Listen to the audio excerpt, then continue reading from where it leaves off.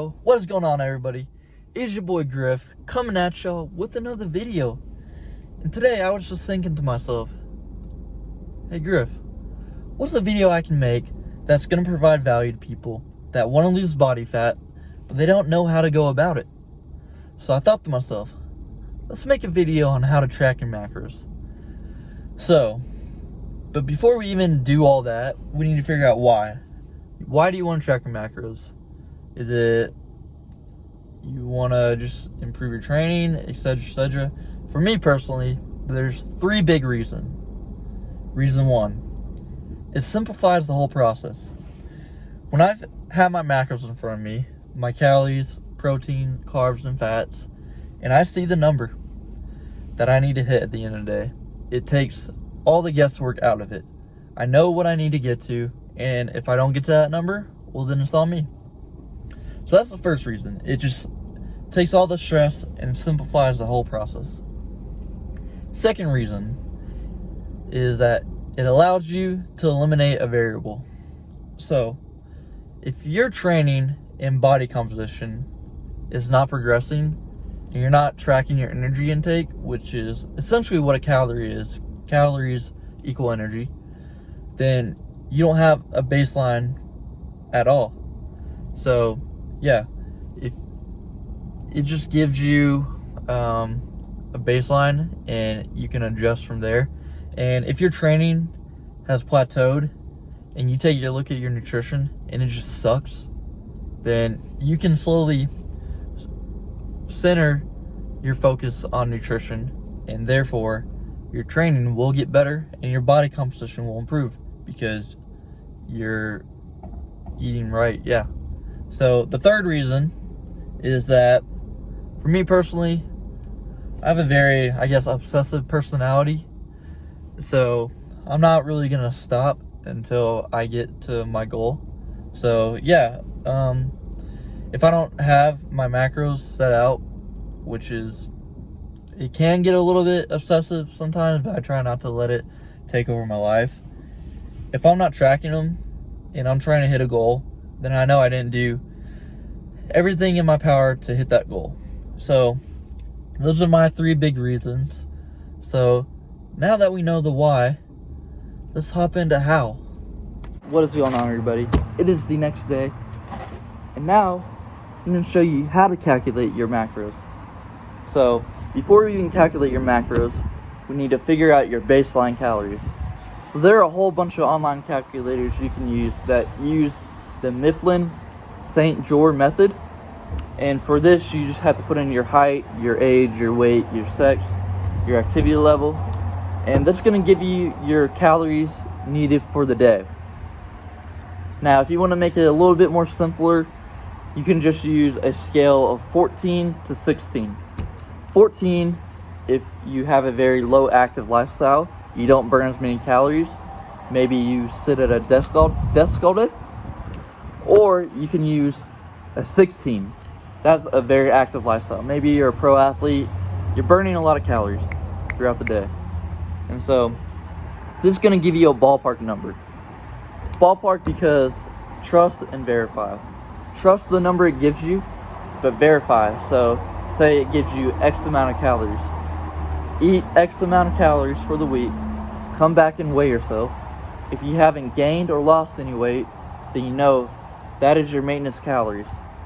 So now that we have your maintenance calories, we can now talk about protein, carbs, and fats. Hey guys, back in the room now. It was just too windy outside. So now let's talk about protein, carbs, and fats. So it's important to know that for protein, every 4 calories is 1 gram of protein. So I have a little equation written out.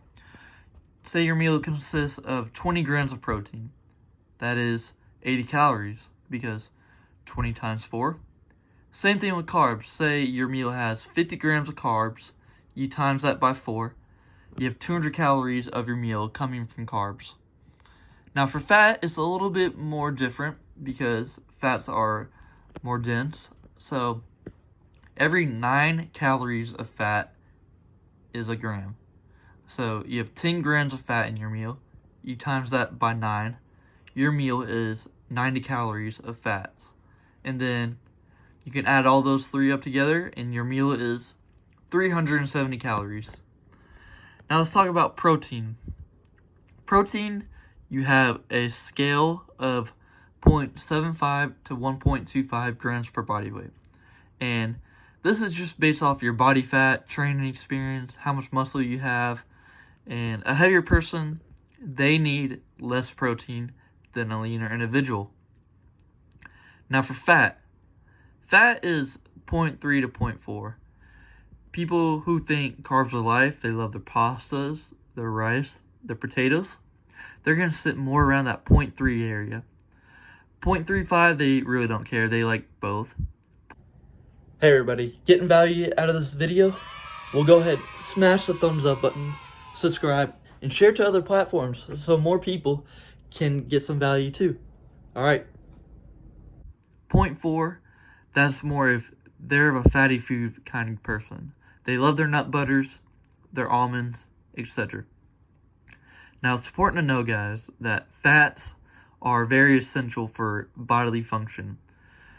But after a certain amount of fat intake, your organs are covered. So, yeah, you need fats to survive. Fats, I would say, are like the oil to your car. And it's important to know that carbs are more for performance.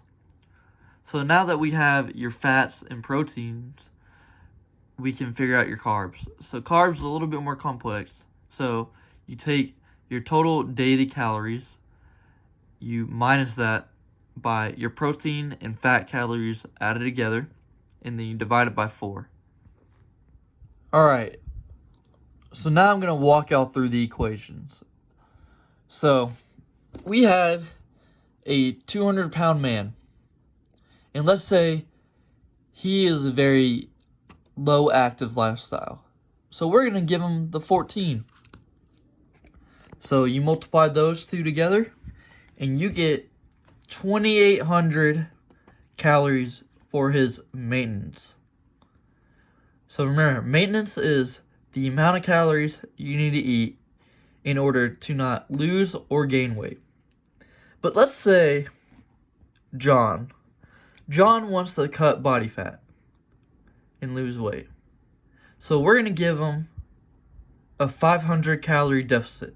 So we're taking 500 calories away from the 2,800. So his new calories, in order to drop 1 pound on average a week, is going to be about 2,300. So now we can find his protein. So let's give him 1 gram of protein. So times that by 200 grams of protein. Now it's fat. So we're going to take his body weight, and John loves his carbs. So we're going to give him a lower fat percentage. So you multiply those two together, his fat intake is going to be about 70 grams a day. Now we can find his carbs. So we're going to take his calories, 2,300, minus his protein and fat calories added together. So 200 times 4, because every 1 gram of protein is 4 calories. That gives you 800. 70 times 9 is going to give you 630. Now we have 2,300 minus 1,430. 1,430 comes from that added together. So you have 870 carb calories divided by 4. You get 217.5 grams of carbs. So now his protein is going to be 200 grams a day. His fat is going to be 70 grams a day. His carbs are going to be about 217. So I rounded down because he is going on a deficit, so it's always better to round down. His total calories are going to be 2,300. So now that we got all that figured out, we need to do some math and just make sure everything's correct. So 200 grams of protein times 4 calories, you get 800 calories. For fat, 70 times 9, 630. For carbs, 217 grams of carbs times 4, you get 868. You add those together, and you get a total of 2,298. And so this arrow just represents that he is pretty much spot on.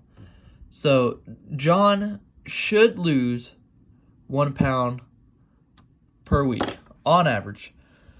Now, you're not always going to lose 1 pound because you have electrolyte imbalances, sodium, water retention, etc.